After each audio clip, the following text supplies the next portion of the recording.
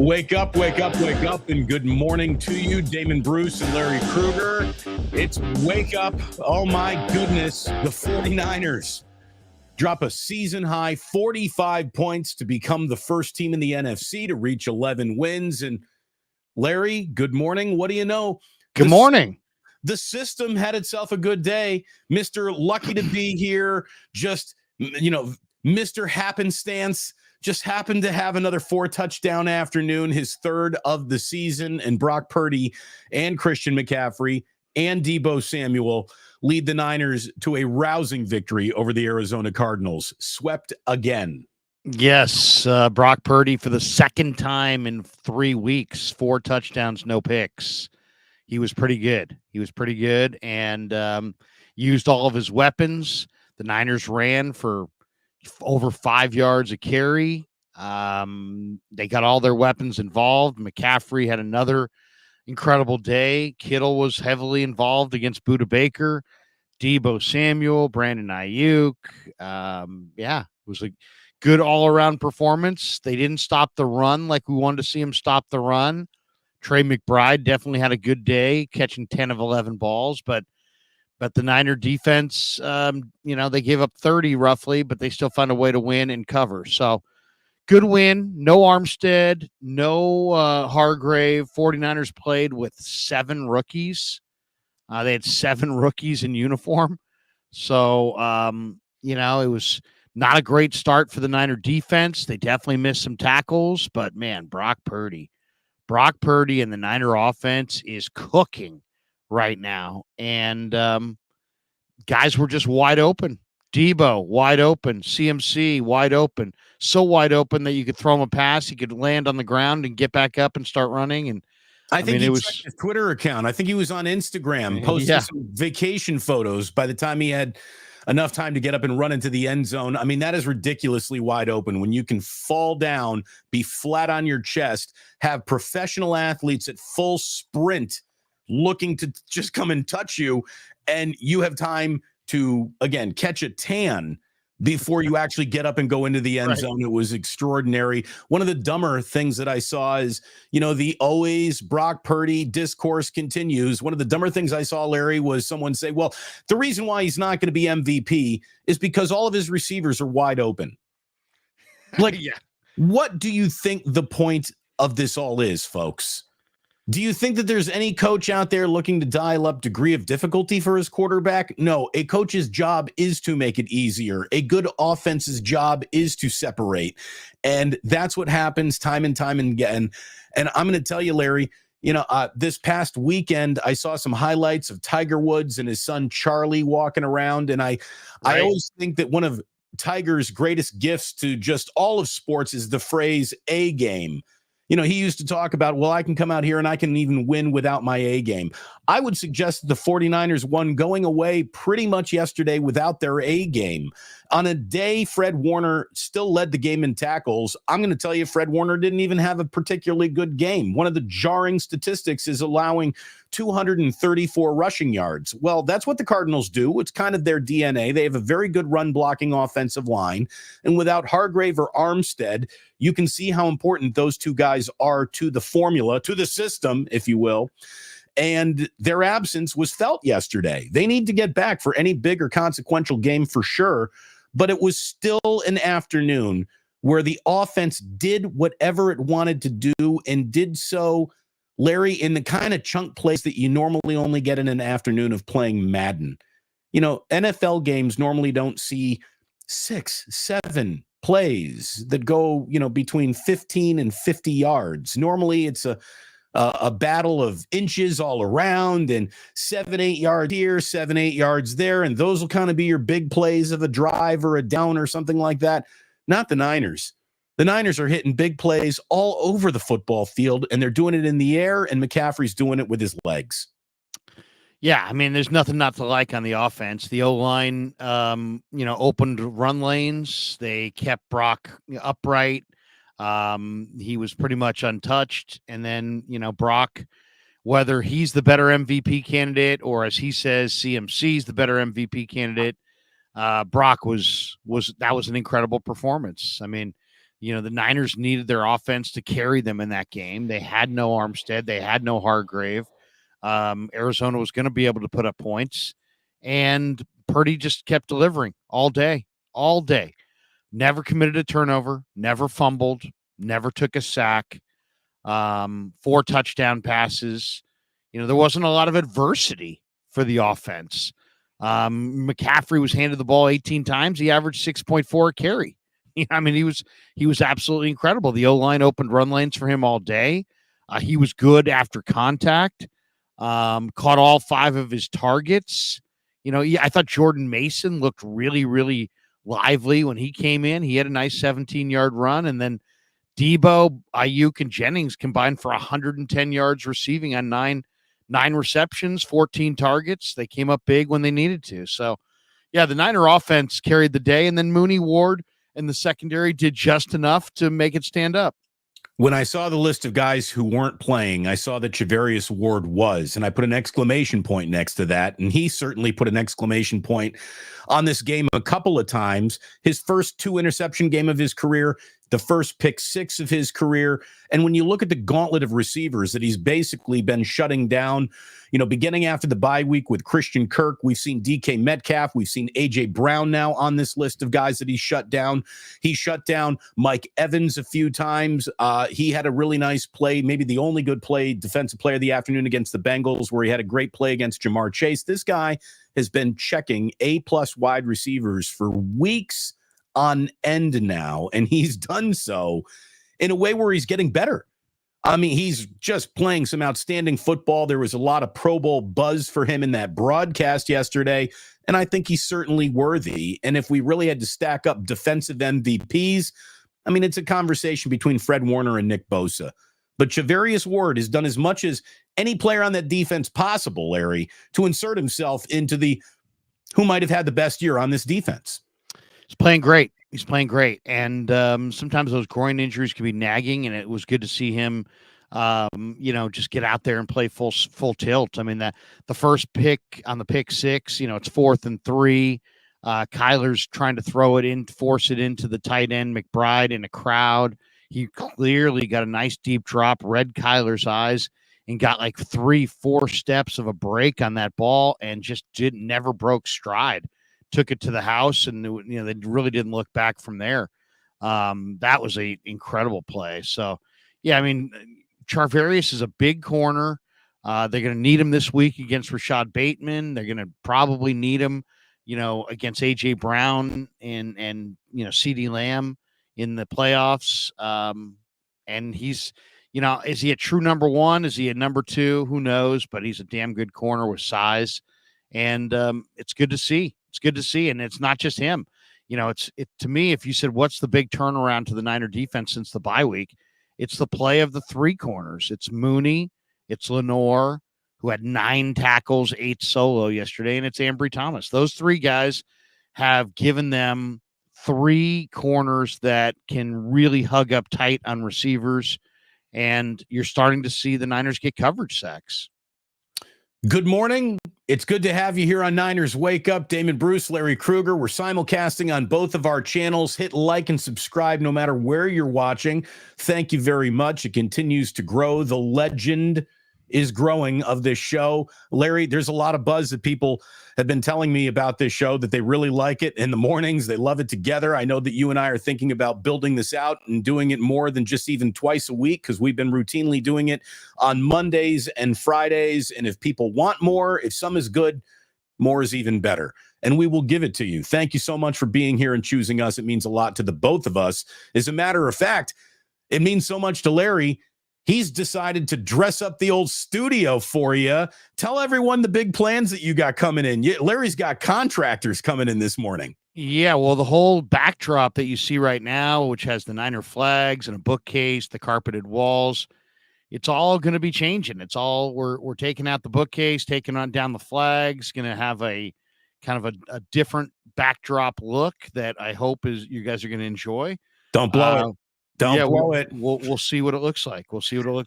It'll look great. Meanwhile, our budget is still stuck on shelf of books over here. So we're just going to go with that over on our little humble beginnings. But I tell you, one of the lessons that I know will be lost on the nincompoops who try to cover this league and assume that things is easy and the Niners look so good that it's all premeditated. And of course, they're going to win a Super Bowl this year. And the overconfident crowd, this is a little message to the overconfident crowd. And the football gods were tapping all of us on the shoulder yesterday, Larry. When Christian McCaffrey's over on the sideline after getting spilled on that cartwheel tackle, and he's doing a little inventory on his knee, just wondering, hey, is everything okay? And everything was okay. Kind of grabbing it, almost looked like he was putting it together surgically from the outside. Right. He's playing with his kneecap. He's trying moving things around. While he's taking that personal inventory, you got Brock Purdy getting clobbered around the neck, around the helmet, and he's into the blue tent. Back-to-back plays. Christian McCaffrey could have been really hurt. Brock Purdy could have been really hurt. And then just to let you know once again what this is such a big, strong game with big, strong men. But the truth is it's also very, very fragile all at the same time. Randy Gregory pushes Paris Johnson Jr. backwards after a play in a get off me man shove, and he falls into the back of Nick Bosa's left leg, and that put Bosa on the ground. So on a day where the Niners do score a season-high 45 points, you almost go full-on season over as red alert on three players who are the most important players in the room, McCaffrey, Purdy, and Bosa, all but for a centimeter here, a millimeter there, could have been very, very hurt. So that is the delicate thread on which every single big, powerful football season really rides on. And I do think we have reached deep enough in the year to acknowledge that, if the Niners really do stay healthy, something very, very special could happen here. But that's a big if, and it's a big could. And there are still 3 more games available in which something catastrophic could happen. So enjoy it all in the vacuum. Don't just concentrate on the destination, because the journey's not over and the journey can become perilous at any point in time. It really can. The scare of football God should have been pumped into every single 49er fan for just a little bit yesterday. Yeah, no question. I mean, and all of them, the hit to Purdy seemed to be a little extra. I don't know if that was necessarily needed. It seemed like he took a real shot right up around the head. For what reason? That one seemed a little dubious. Everything else is just kind of bad luck. But yeah, I mean, luckily it sounds like all 3 of those guys are going to be fine. But you can't do this without those 3 guys. So and sometimes you need a little fortune. You need a little good fortune. And you need a little luck. And maybe they got their good fortune yesterday. God knows in past years when they've had 22 guys on season-ending IR, they've had other seasons derailed by injuries. So Niner fans know the story well. So, yeah, I mean, I especially the one where the guy fell into Bosa's left ankle. Yeah. That looked like, oh, my God, you got to be kidding me. But did Bosa play after that? That was a question I was going to ask you. Because it's the holidays and Christmas, I didn't get my chance to rewatch that game. I did not notice him after that, though, Larry. I'll put that out there. Just because I didn't notice him doesn't mean that he didn't get back out there. But I don't necessarily think he did. And I don't want to get speculative. I don't want to just assume because I don't know. But a couple Kyle people talks today. And a few people on the chat, and we have a very smart chat room. 4 different people are saying, yes, he got back in there for snaps. He was fine, though. He did come back in. But, he was also pulled out of that game late. And we've seen it again now. What is this? The 7th game this year where Sam Darnold has gone in there for, his victory human cigar duty. I mean, that's the kind of season that Brock Purdy's having. He's getting series off at the end of games because the Niners have such a commanding lead. He looks so unhappy when he's on the sideline watching Darnold too, doesn't he? I mean, he just, even though they're up big, even though it's supposed to be a big celebration and hey, all giggles and, yucking it up on the sideline. If there's anybody who looks like not comfortable at all, it's Brock Purdy when there's still time on the clock, standing on the sideline watching Sam Darnold. It's like you can tell he wants no part of that. No. You know what I mean, he wants no part of that. Well, Peyton Manning famously wouldn't come out of games, right? He didn't want anyone taking a snap in a football game but him. Right. And, Brock hasn't quite earned that yet, but who knows where that goes. But and we got to look. We also got to look at Sam Darnold for a couple plays. And I think that's, what you saw there, I think is what you would see if Sam Darnold came in. He processes a little bit slower. But wait. I was told the system is all that is needed. That every single one of these pieces is interchangeable for anybody else in the NFL, and they would have the same degree of success, if not more, than Brock Purdy. Orlovsky says they they could win a Super Bowl with Sam Darnold. I mean, I just think that what you saw with Sam Darnold right there is what you're going to see if Sam Darnold were in there. He's going to run the same plays to the same weapons out of the same scheme, same line, same everything, except the processing is going to come a half second slower, and the ball is going to come out a half second later, and it may come out with a little too much on it and may not be as accurate. And the combination is going to be some more incompletions and some more punts and fewer points and not as good of offense. And that's ultimately what Sam Darnold would bring. I don't know exactly what Sam Darnold would do. I don't think he would wet the bed, but I think we got a real good glimpse right there of what Sam Darnold would do. Right. He'd be better than Josh Johnson, but how much better? But would you still, would you put up 40? Probably not. No. Probably not. No, there's no way. By the way, brushless 707, is that teeth or hair? What has exactly not been brushed? I don't know. Larry and I brushed our teeth. We brushed our hair. We tried to get nice looking for you, as good as we can anyways, to be here with you for a little Niners wake up on a Monday morning after a rousing 45-29 win over the Arizona Cardinals. And it really wasn't just that close. And it's officially time, Larry, for just the facts. Are you ready for the facts of the Niners coming out of this ball game? Sure. They've won the NFC West now for the 22nd time in franchise history, so congratulations. It's not easy winning a division anywhere in this league. The Niners have won their division, and for the 10th time in franchise history, they've swept the Cardinals in back-to-back seasons for the first time since 2012 and 13. They've done that. They've done the same thing to the Seattle Seahawks, and if everything goes according to plan, they're going to try to do the same thing against the Los Angeles Rams. That would be 2 years in a row of sweeping all your regular season division games, and that's pretty darn impressive. It's the 12th consecutive overall win against NFC West opponents, which is the most since we're in the middle or at the end of peak Legion of Boom, Larry, up in Seattle back in 2002, 12 consecutive overall wins in division. I mean, that's not going on anybody's, headstone, but it's a big deal. That's significant. Well, and you can't control the division that you play in. The Niners of the 80s played in one of the worst divisions of all time. The Rams had some good years there, but the Saints perennially were bad. The Falcons were worse.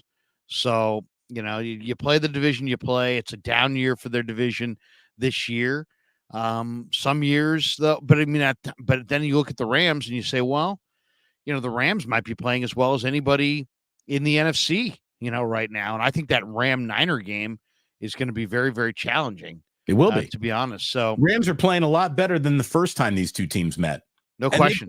They played good enough to peel the doors back on the Niners for a half there. Remember, that was the game where everybody started talking about this defense. And, oh, no, Steve Wilkes, he's up in the press box, and he's not making adjustments, and he didn't have the right game plan from the beginning of the game. And so that's where a lot of anxiety began against the Rams. Right, and the Rams have a good running back. The Notre Dame kid, Kyron Williams, is a hell of a back. He had another great day yesterday. So they can run it. They've got Stafford, and let's be honest, between Cooper Kupp, who wasn't there for the first game, Puka Nacua, and Tutu Atwell, you don't want any part. And then Higbee, you don't want any part of the Rams. The Rams are a very underrated football team right now.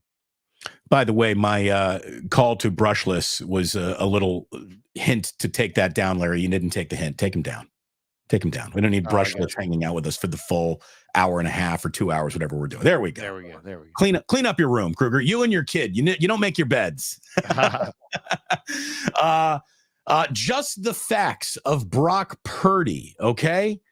He completed 16 of 25 for 242 yards, 4 touchdowns, and a passer rating of 135.3. His 4 touchdowns gives him 29. I believe that leads the NFL. Is it good to lead the NFL also in touchdown passes, Larry, when you basically lead the NFL in every other significant passing category? Is that good? Or is that would be good. That would be good. And to me, what was the most impressive part is that Purdy is just constant. The people that said he was dink and dunk, the people said he was captain check down, once again, judge the book by the cover and then never decided to read any of the pages within. Purdy is always looking down the field. He's always looking to attack downfield. He'll take the check down if it's there, but he doesn't want to take the check down. And if anything's open down the field, he's going to attack. He's a very, very aggressive quarterback.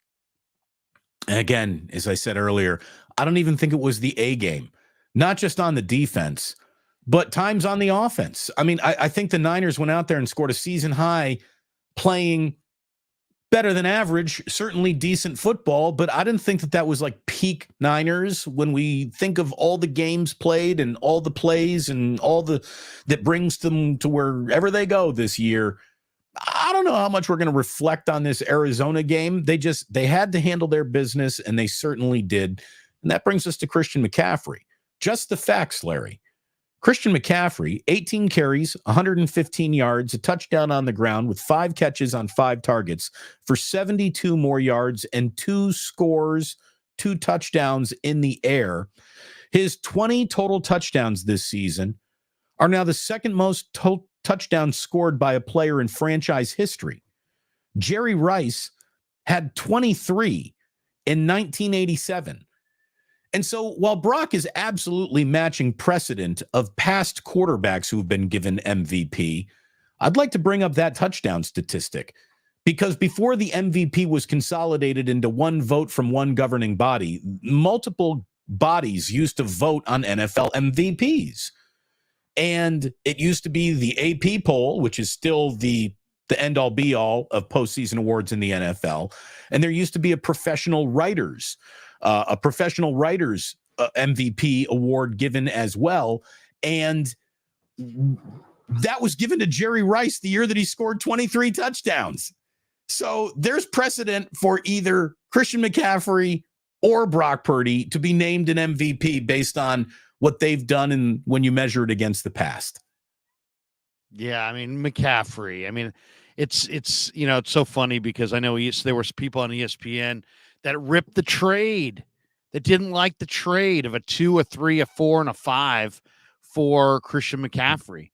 I remember doing an interview with one of the Niner beat writers the day before that trade. I said, man, it looks like they're talking about McCaffrey. You think they ought to trade for McCaffrey? And he's like, no. I'm like, why? He's like, they don't need him. They've got Jeff Wilson and Elijah Mitchell.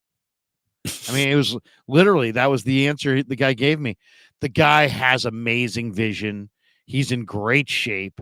He's playing like his legacy is going to be defined by what he does this year.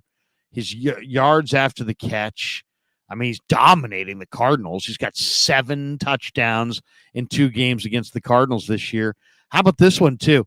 McCaffrey has scored more touchdowns this season than the Carolina Panthers have as a team. Wow. I mean, that's pretty incredible. And very, that's perfect because we all know where he comes from. He's got 80 touchdowns in 89 career games, Larry. 80 touchdowns in 89 career games. He's now tied Marshall Faulk with his 15th game with 1 rushing touchdown and 1 or more receiving touchdown. That's tied for the most games in NFL history. It's his 4th season with at least 1,000 rushing yards and 500 receiving yards. Only 4 such players in NFL history have ever done that. And their names are Marshall Faulk, Tiki Barber, and Thurman Thomas. have now done that along with Christian McCaffrey. He's one of 3 players in NFL history to register at least 6,000 rushing yards and 4,000 receiving yards in his first 7 seasons of his career. Again, Marshall Faulk and Roger Craig are the only other 2 backs that have ever done that in NFL history. So we all know that Marshall Faulk is in the Hall of Fame. I think any 49er fan watching asks almost every day, why isn't Roger Craig in the Hall of Fame? And McCaffrey, if his career ended today, I think he's in the Hall of Fame, Larry. I really do. This guy's been amazing since the day he stepped foot in the league. There were 2 sort of dip years as he was recovering from injury around bad Carolina Panther football. And, he's been extraordinary. He's really been extraordinary. And I'm going to tell you this. I don't do guaranteed take it to the bank, but the NFL's MVP is on the 49ers. And it's either Brock or McCaffrey. And the one guy who gets it is going to be the other guy who didn't get it is going to be thrilled for the guy who did, because they both understand what they mean to this offense. You had Brock lobbying for Christian McCaffrey to be this league's MVP. And then you got Christian McCaffrey up there lobbying for Brock Purdy to be this league's MVP. They got a great culture going right now. And it's even beyond, obviously, those 2. I can't remember, and I've been watching football for decades, I can't remember a team where the receivers blocked as well as these guys do down the field for the runners, and where the running backs blocked downfield this well for the receivers. The Niner weapons, whoever's getting the ball is really dangerous with the ball in their hands. But the unreported part is whoever's not getting the ball has turned into a devastating blocker. Ayuk is devastating. Debo, Kittle, CMC, Juice, Jawan Jennings. Every single one of these guys is really good when they catch it or run with it, but equally good when they're blocking for one of their teammates who's catching it or running with it. I mean, that's a culture. That's Larry, not just like, hey, they got a bunch of good blockers. No, they have a culture where this is the expectation. And Shanahan has spoken to it in the last couple of weeks. Look, Jawan Jennings is, in terms of being targeted, the least of the 49ers receivers. Yet he is among the most important players on this team when it comes to explosive plays. Explosive plays are usually coming off the backs of Jawan Jennings blocking, off Charlie Warner and George Kittle splitting guys like bookends. I mean, it's more than just the offensive line. You're totally right about that. And you don't get explosive plays unless you got full team buy-in. And explosive plays, according to the NFL, are any passing play that goes north of 20 and any running play that goes north of 10. Yesterday, the 49ers had chunk plays of 41, 35, 26, 22, 22, 19, 19, 18, and 17 yards. I include all of those teenagers in there because those were running plays, except one of them was a passing play. But these are plays that you're lucky to have once in a game. Good teams will have one of these in a half. To put 1, 2, 3, 4, 5, 6, 7, 8, 9 measurably explosive plays, according to NFL standards, into one afternoon of offense, that's when you're going to go about scoring a season high 45 points. I mean, it's so easy for them at times to move the football. I understand, I guess, why some people think that, this conversation about who should be MVP shouldn't be on the Niners, because it all just comes so easy. I mean, there is a level of wide receivers being open, tight ends being open, that you don't see in other football games. And, it's amazing. Kyle Shanahan, for some people, still hasn't won a Super Bowl, so that means he's not good enough to be respected. But other people will tell you that he's the best coach in football, and then go right back to the argument, well, he hasn't done anything yet because he hasn't won a Super Bowl. You can't have it both ways. Kyle is either really good at this or he's not. And he really is. And if you need to see him host a Lombardi Trophy before you acknowledge he's really good at this, All you understand is the finish line. You know nothing about the journey. This guy is an unbelievable coach, not just from a schematic, draw it up, find the mismatch standpoint, but like you said, Larry, the culture, the buy-in, the downfield blocking, asking receivers to get physical. This is an ask rarely made in NFL locker rooms, or if it's made, it's then, kind of in one ear, out the other. That's not really what we do. No, you cannot play for the Niners. You can't get on the field unless you have a full buy-in of what Shanahan wants. So funny too, because the last few weeks there's been this whole like groundswell of Purdy's really good now, to the people that were saying that he should be sitting because now it's undeniable, and now their doubt has shifted to Shanahan, and it's hilarious because Shanahan is the best coach in football that doesn't have a Super Bowl ring. It's as simple as that, and it's amazing too. It's like, you get this argument of Purdy ain't nothing, and then suddenly when Purdy starts playing well, it's like it's like, well, Purdy's got Shanahan, but then when the topic turns to Shanahan, it's like, well, he hasn't done it yet. It's like, you know what? Andy Reid didn't get it done in Philly, but Andy Reid's now got 2 Super Bowls in Kansas City, so. Bill Walsh was a great coach, at Stanford and won there, but he was greater when you put him with Joe Montana. You got to have that head coach, but ask Bill Belichick how important the quarterback is. The quarterback's kind of important. So, the Niners the hypothetical experiment that people want the Niners to run to satisfy their own questions is being run in several other NFL cities right now. The answer that you seek of the Niners is the answer that's being delivered in Kansas City, that's being delivered in New England. Yeah, you can have a great quarterback in Kansas City with a great coach, but when you start losing pieces around, it doesn't quite function like it used to. Or you can still have the great coach and a lot of decent pieces, but you miss that quarterback, and all of a sudden you're the New England Patriots talking about it's going to be Bill Belichick's last year. It's not Bill Belichick that's not getting the job done. It's Mac Jones or who's ever playing quarterback. Right. That's where the problem is. Or whatever. Yeah. You got to have a quarterback. Yeah. And the Niners got to a Super Bowl with Jimmy Garoppolo. Look at Jimmy Garoppolo post, sans Kyle Shanahan. He's riding the bench looking at the Purdue kid. So, it's just, Kyle Shanahan's a really good coach, and his play designs are really, really good. And, it's funny.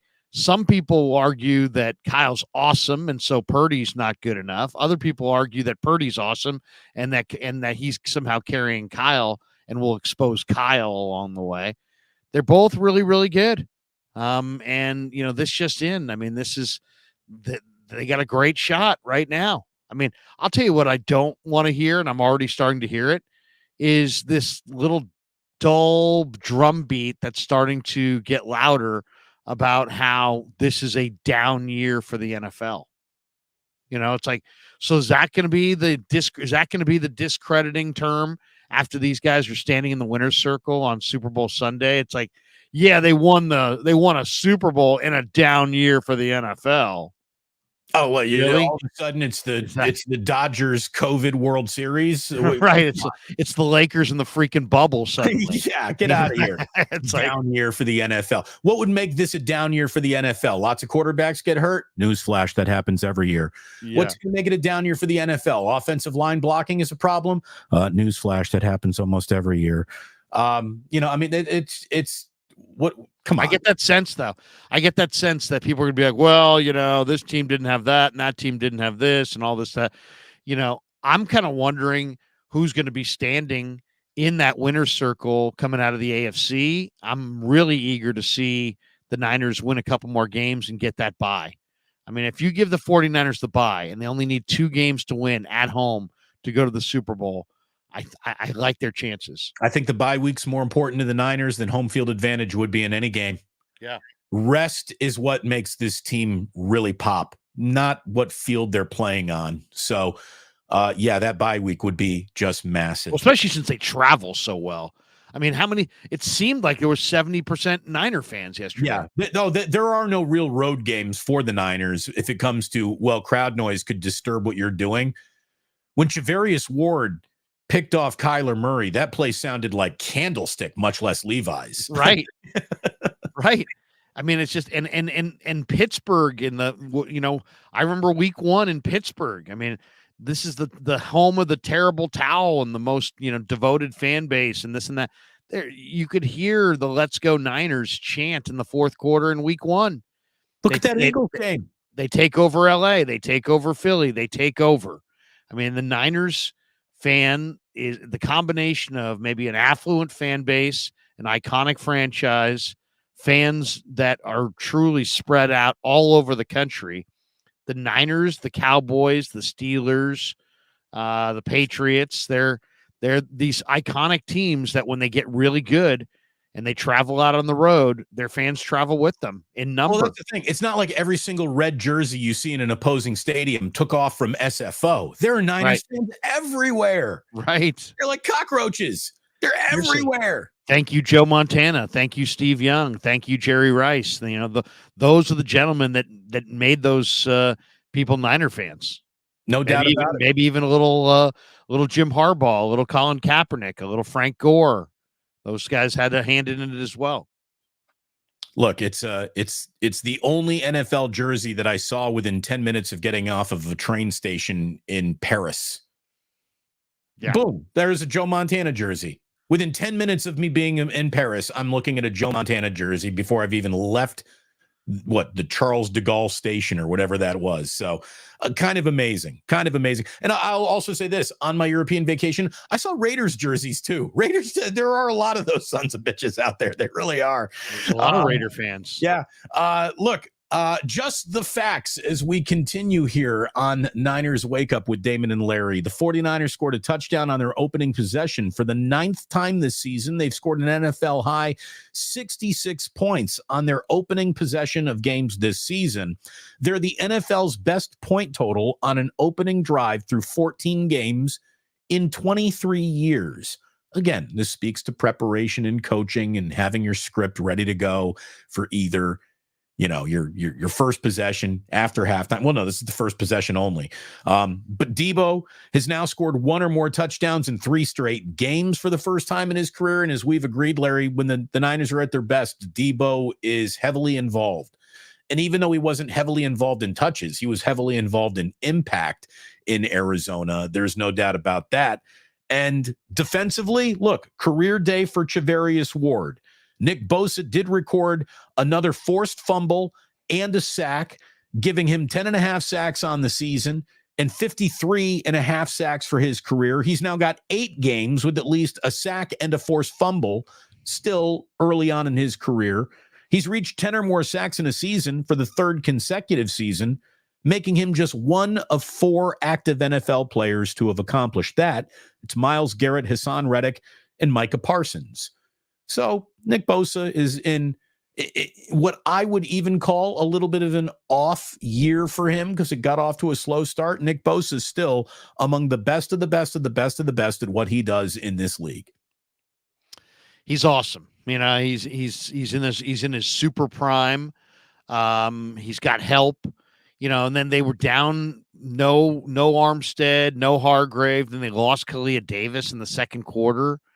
And they get gutted a little bit against the run. I mean, we'll talk about that, I'm sure, at some point, but there were a couple negatives out of this game, but Bosa is just, the Niners really lucked out that Arizona went with Kyler, right? Arizona could have drafted Nick Bosa and passed for Kyler. And every time he plays Arizona, it's like he wants to remind them what they could have had. By the way, totally off subject, but I truly believe that the reason the A's selected Kyler Murray is because they knew they wouldn't have to pay a first-round draft pick because they knew he was going to go to the NFL. So it's like they can pick the player that everyone really likes, but then they know that they're never going to have to actually sign that player and commit the money to that player. And that's why I think the A's drafted Kyler Murray, to be totally honest with you. And a few things that have happened since then have sort of revealed the overall franchise's game plan. But now we're off topic. Let's get back onto the Are topic. you saying the A's sometimes will make moves to save a buck? I find that very hard to believe. Every now and then, this much chance of happening. But by the way, your mic is like just glitching a tiny bit, Larry. I need you to pay for soda. Plugged in? Okay, let me see. Yeah, I think so. There you go. Let me see. Let me check my audio. I'll check my audio. Sometimes, no, the audio should be good. No, it's testing fine. Okay, we're good. It just sounded a little bit better. For a minute there, it got a little glitchy. The chords, maybe because we undid everything and put it all back together. Oh, by the way, tell me, how was your get together at Pig and a Pickle? We're so sorry that we couldn't join you. Jillian, in the name of Christmas is next weekend, commandeered the vehicle like in a bad action movie when a cop runs up to a total like, I need your car, ma'am. She commandeered our vehicle, and I couldn't make it up to come out and support you and have a great lunch at Pig and the Pickle. Oh man, it was great. It was great. I would say somewhere between, and it's not a big restaurant, so there's not tons of room. So I was a little concerned on both fronts because we had no idea how many people would be there. And because we just put it out and just kind of said, hey, we're going to be there. But I would say there was roughly 45 people there over the course of the afternoon. And it was really cool. I mean, it's the meet and greets are fun. We had a guy come from Reno. Wow. We had a guy come from Chico. Yeah, it was fun. And it was fun to meet a lot of the fans face to face. Some of the fans that came to your meet and greet there in the city came back. So yeah, it was really cool. We had some great barbecue, sat around, watched the game, and chopped it up and talked about the show. And then we did a group picture in the corner, and it was cool, very cool. So thanks to everybody who came out to the meet and greet, the first annual meet and greet for the Krug Show. And I had people suggesting that you and I should do all road games in sports bars and start charging sports bars to pack them because we packed the place. Well, we pack the rooms on YouTube. We can pack physical rooms too. Maybe that is something. But the problem is you and I really got to watch these games to make sure. It's harder to watch the game. We're good at this. And this is what's important. This is why people keep coming back to us. Not what I think we should do, Larry, is take advantage of bye weeks and off days and get together and just have beers without the football game. But football game means it's a day of work for us. Okay, somebody suggested this one. What do you think of this one, D. Bruce? If the Niners do get the bye, would we do a meet and greet, a collective meet and greet with our two audiences at a sports bar during the NFL playoffs during the bye week? A bye week bro down?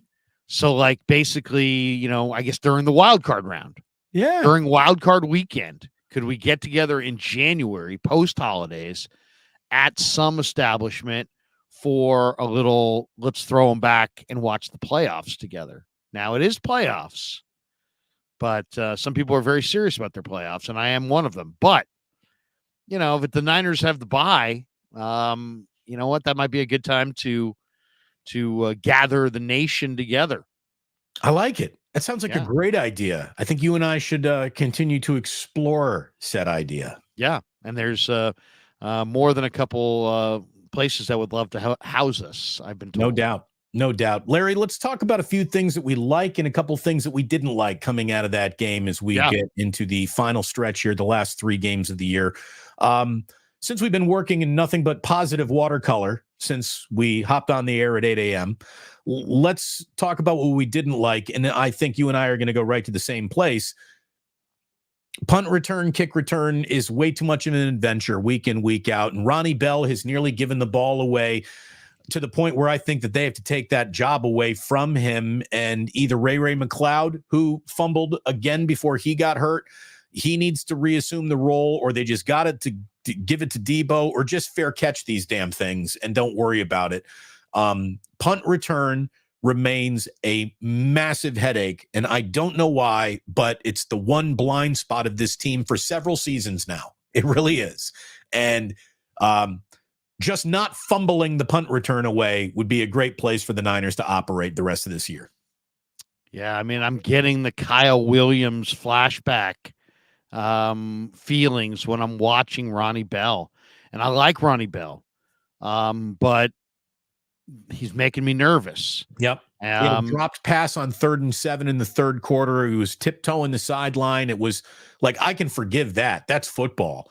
But this near fumbling things, and man, Charles Davis totally got that wrong on the broadcast yesterday. Like, Bell is clearly down because his forearm is down, and Charles Davis is like, well, just because his forearm is down doesn't mean any part of him, any other part is down, and that's a fumble.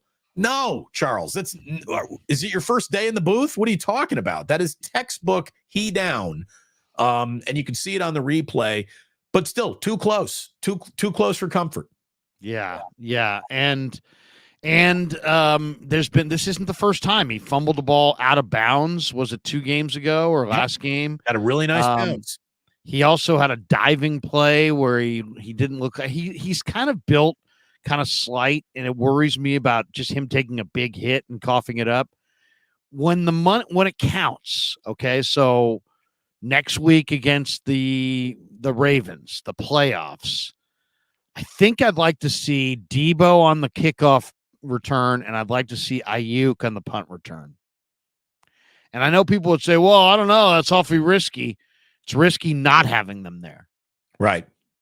And you're talking about one of the nation's best college kick returners. You're talking about one of the nation's best college punt returners.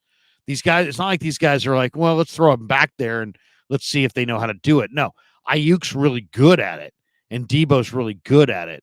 And when they get into, gotta have it Super Bowl Sunday kind of a game or NFC Championship game, or even next week against the Ravens, I kind of prefer to see Ayuk and Debo get, one more touch there. They're both the kinds of body types that you can't just hit them hard and they cough it up.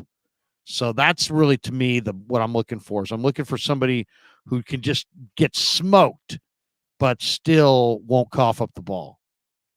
And Ronnie Bell doesn't fit that description. He was reminding me a lot of Kyle Williams. Yeah. I mean, bigger than Kyle Williams, but fumbling like Kyle Williams. That's where the reminder comes from. And if that's what's wrong with special teams, let's just look at it from the other side, because kickoff has not been a problem. The best aspect of this team's special teams is Mitch Wisnowski. This guy is a tremendous punter. And let me just say this about Jake Moody. I think you don't need to worry about Jake Moody. He hit his 43-yard field goal yesterday and all 6 of his points after touchdowns. And if you're looking for shaky kickers are revealing themselves on points after touchdowns ever since that got moved back to the point where it's a legitimate kick. It's an attempt. And he is perfect this season on points after touchdowns.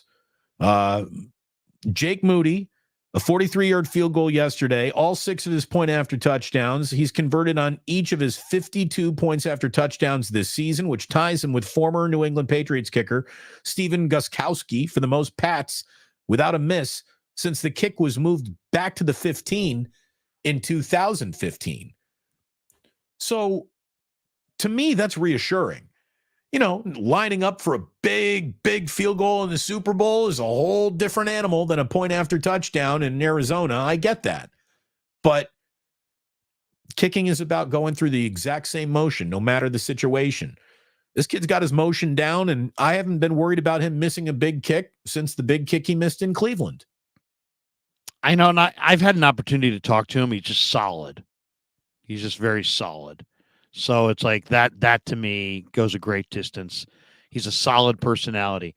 It's weird. It's like one of those things. I'm not that superstitious, but kind of one of the things I kind of believe in is it's like the more you talk about the kicker, the more of a rookie that he is. If you just don't talk about it, maybe he'll just kind of play like a veteran. You know what I mean? It's like, You're not you know, superstitious. You're just a little stitious. I'm a little superstitious. I just don't, you know, if the onus and the pressure is not put squarely on his shoulders, if you can somehow just not make him the dialogue and the focus of everything, I think he'll be just fine. I think he'll be just fine. And he's going to be their kicker for a long, long time. It's got a And big I think life. it may also have kind of helped his disposition that Robbie Gould officially retired. You know, maybe that, you know, because I mean, I think all Niner fans were kind of looking over their shoulder in the first half of the year. It was a combination of what's Jake going to do, and is Robbie going to sign somewhere else, and what's Robbie's future? Does he want to kick? I mean, Robbie does have the 38 for 38 in the playoffs, but they're riding with this kid. And you know what? As much as it makes me nervous, there is something really kind of cool about the fact that the last time the Niners won the Super Bowl, they had Doug Bryan. He was a rookie out of Cal, and they won the Super Bowl. And how did they do it? Well, they didn't lean on Doug Bryan. You know, they scored so many damn points that he was a non-factor. And I think that probably would be my whole wish, that this year is exactly the same way, that this offense will cook on such a level that they won't get involved in field goal games, and Jake can just blend in. The only other really disturbing aspect of Sunday's game in Arizona was they allowed the Cardinals 234 rushing yards, over 7 yards a pop on the ground. But that's all the Cardinals really had to offer. Beyond throwing to Trey McBride, they were running the ball. Connor is a monster. And they've got a very good offensive line run blocking. Running the football is what they do. They're a top 10 team in this league running the football. And it was an afternoon where the Niners defense was begging you to run the football. Like you said, Calais Davis gets hurt in game, and neither Eric Armstead nor Javon Hargrave even played in the game. So the middle was to be had, and you saw a lot of hey diddle diddle. The Cardinals are running right up the middle. And the other thing, and again, this is like ripping Santa Claus on Christmas Eve. Even though he led the game in tackles, Fred Warner did not have a good game yesterday.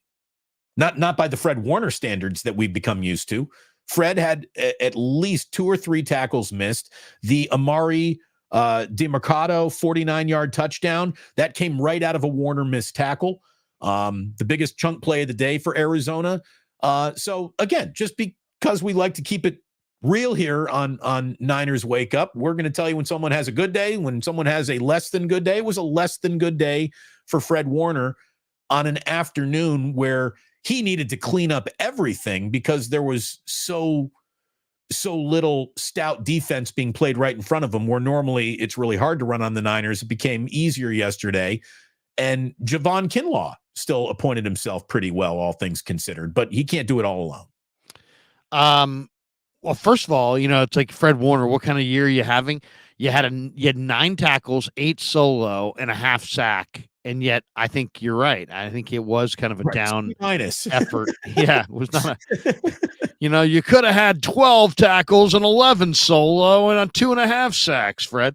But no, I mean, sometimes you got to credit the opponent. I mean, DeMercado is one of the strongest running backs in the entire league as far as just breaking tackles. This guy was a horse at TCU.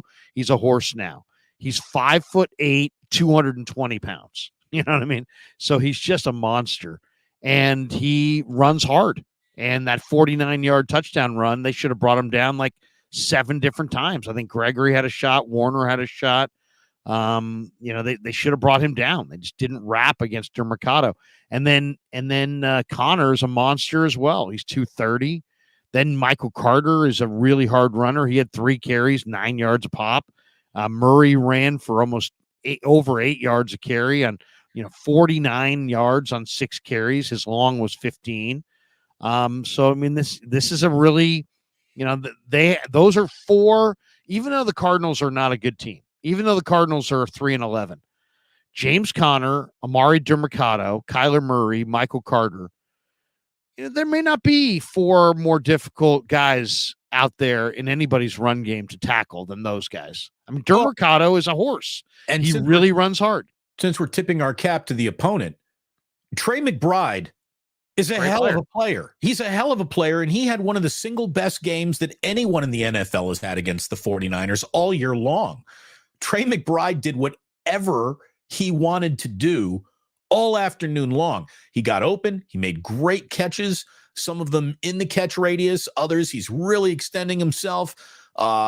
Just outstanding. Oh, he's a great player. He was great at Colorado State. I mean, anybody who watches college football, I mean, Trey McBride was like, he was a superstar college football player. And for whatever reason, it's taken him a little while to kind of adjust to the NFL. He's going to be one of the NFL's best tight ends for the next 5 years. And the Stanford receiver, who they use as a tight end as well, Elijah Higgins, is a mismatch. I mean, he's just really, really fast. He had 4 catches, 44 yards, and a touchdown on 4 targets. I wanted the Niners to grab him in the draft. I thought Higgins was going to be a sleeper day 3 pick. He was a jumbo receiver for David Shaw. And here he's like that movement flexed out, second tight end. And those two, their 2 tight end set with Higgins and McBride, those guys are real. I mean, their receivers were banged up in this game. Michael Wilson was banged up. They had a couple different receivers that were Hollywood Brown didn't play, right? Out. Yeah. So, I mean, their receivers were banged up, but if you give Arizona a full complement of guys, they've got good weapons. They really do. Give Jonathan Gannon a couple of years. He's a good coach, Larry. I think he's a good coach. I think you're right. 7 plays, 75-yard scoring drive. Welcome to Arizona. Right off the rip, Cardinals take their opening possession and scored a touchdown. They came out instantly frisky, and you know what? He knew it was an afternoon where punting on 4th and short was not the way to beat the Niners.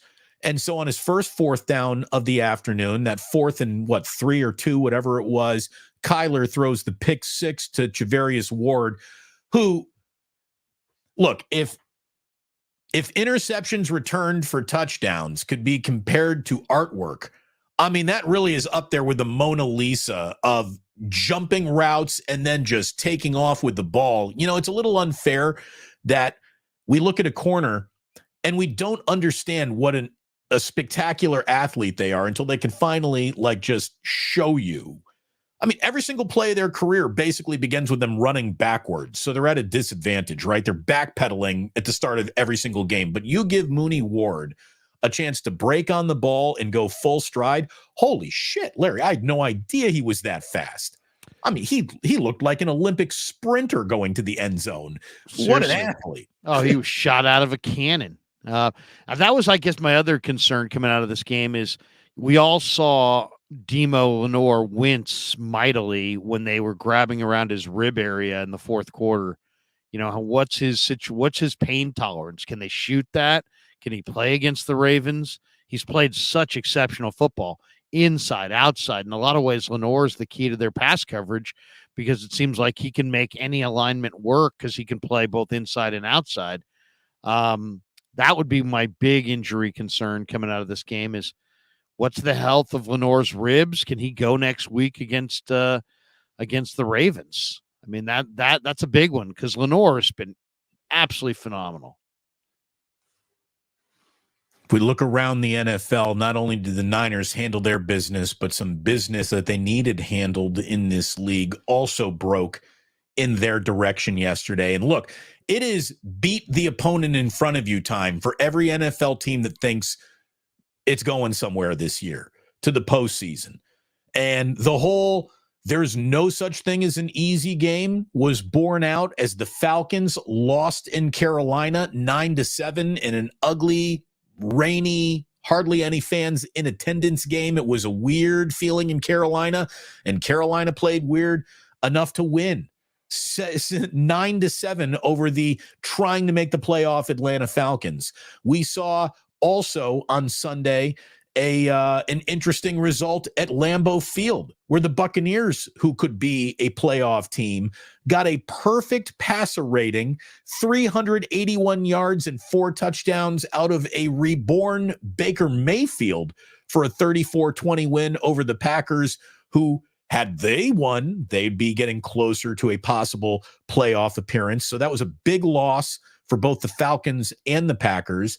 But the single biggest loss, Larry, happened in Buffalo, where the Bills beat the Cowboys 31-10. And anyone who was trying to make Dak is going to be this league's MVP before Brock Purdy, that argument basically got kicked in the nuts by the Buffalo Bills yesterday. I mean, Dallas can't stop the run. I mean, you don't win in the NFL when you can't stop the run. They can't stop the run. Buffalo looked at their film and said, you know what? We don't really have any real big-time runners. All we have is Ty Johnson and Latavius Murray and James Cook, who went bonkers yesterday. They ran 49 times for 266 and gave up 5.4 a carry. Now, the Niners also had a bad day stopping the run. You could point to the Niners and say, well, look at the Niners. They couldn't stop the run either. But we know why. And the Niners have been able in the head-to-head matchups against Dallas to run the ball and stop the run. They stop Pollard, and they run at will for any yard they want. So I think Dallas is a bully team. If they get up on you multiple scores, their DBs are like sharks in the water with blood, and they're selling out for picks. They can take a 21-3 game and make it 35-3 better than anybody in pro football because they can put a lot of heat on you on the quarterback. But if you can keep them on their heels and make all their speed guys play the run, you can gash them. And that's what Buffalo did.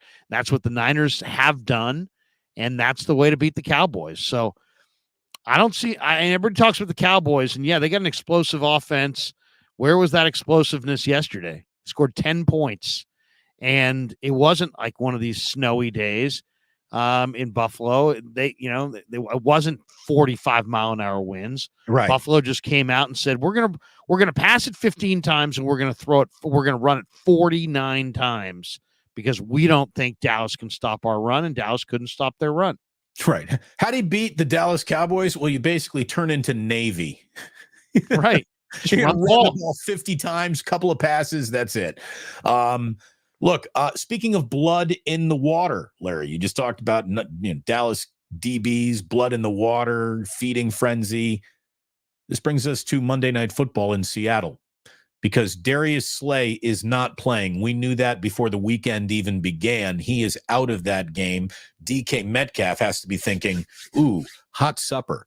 That sounds good to DK Metcalf that Darius Slay's not playing. And Jalen Hurts downgraded this past weekend to questionable. He's under the weather, and we'll see whether or not he gets upgraded and is playing. It could be Marcus Mariota and the Eagles going into Seattle on Monday Night Football in a game that the Eagles absolutely have to win if they want to stay on the lead lap now with the Niners. The 11-win NFC team. The only 11-win team in the NFC right now are the 49ers. Eagles can join them there, and then the Niners obviously have the tiebreaker over them. But it's amazing how the Eagles have fallen. By the way, they just replaced their defensive coordinator with Matt Patricia. Sean Desai is still an Eagles coach, but he's no longer the coordinator. Demoted for Matt Patricia. You got Hurts downgraded to questionable due to an illness. You got an Eagle team that's dropped 2 in a row and isn't going to have big play Slay.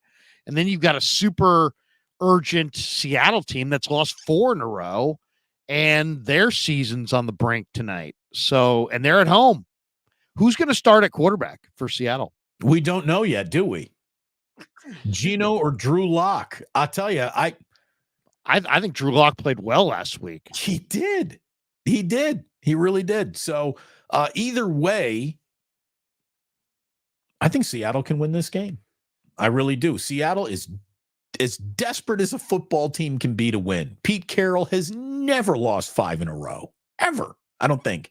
Even when like Jets New England days, maybe he caught a 5-loss streak back then. But what's happened to the Eagles D, by the way? I mean, Eagles defense have slipped to 23rd in the NFL in DVOA against the pass. I don't know if Kyle gave the league the blueprint, but basically you match up skill position players on their linebackers. Their linebackers can't run with your tight ends and your wide receivers, and teams are onto it. And they can't get off the field on third down. They give up 48.1% third down conversion rate.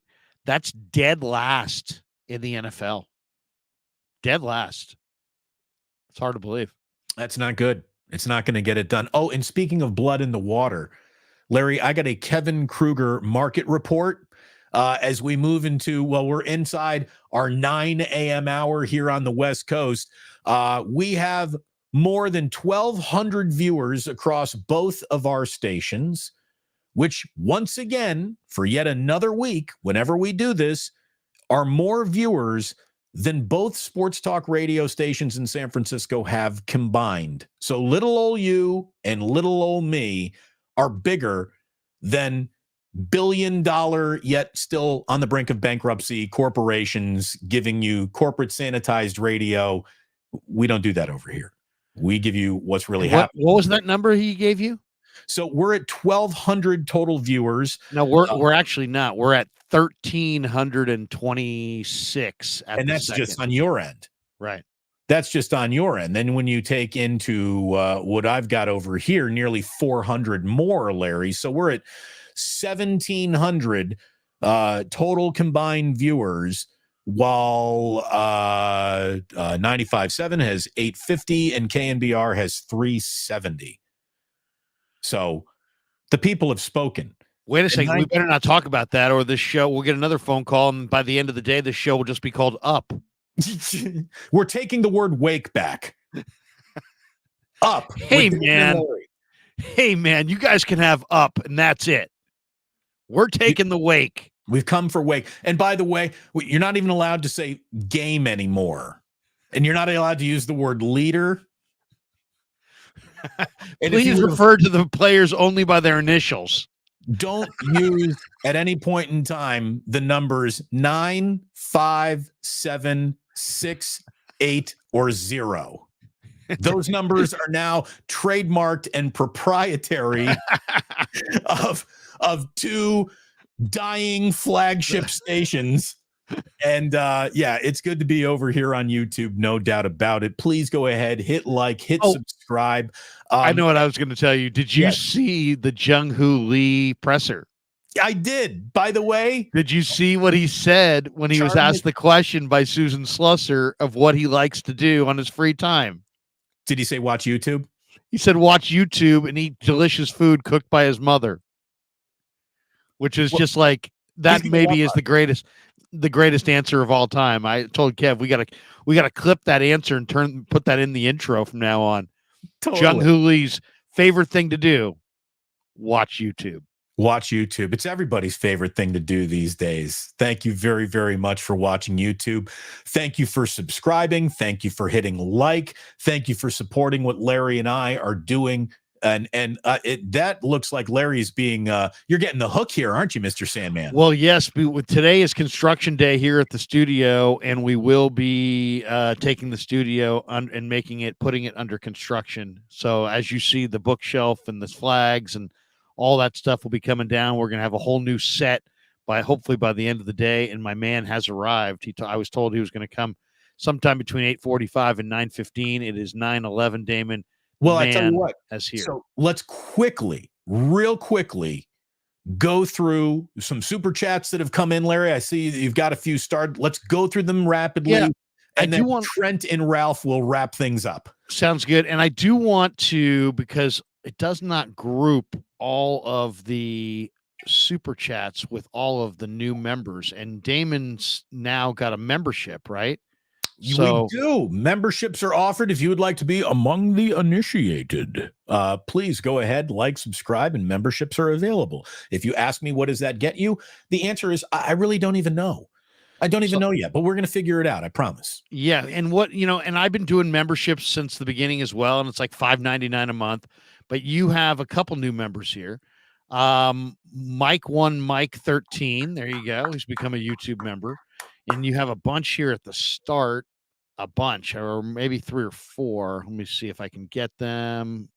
We may have had so many comments that it's not going to let me get That to they got wiped out of the cache. Well, here's the thing. They're at the very, very, very top of the show. There were a bunch of people that jumped in saying that they're brand new Damon members. But we'll thank see if you I can very, get them. very much, and we'll try to get everybody their shout outs and the acknowledgement of it when my 11 a.m. show starts here. So, but thank you. Okay, here we go. David Campbell says, "Can either of you come up with historic player comp for Debo?" Not in terms of production, but there are ideas like, Slash.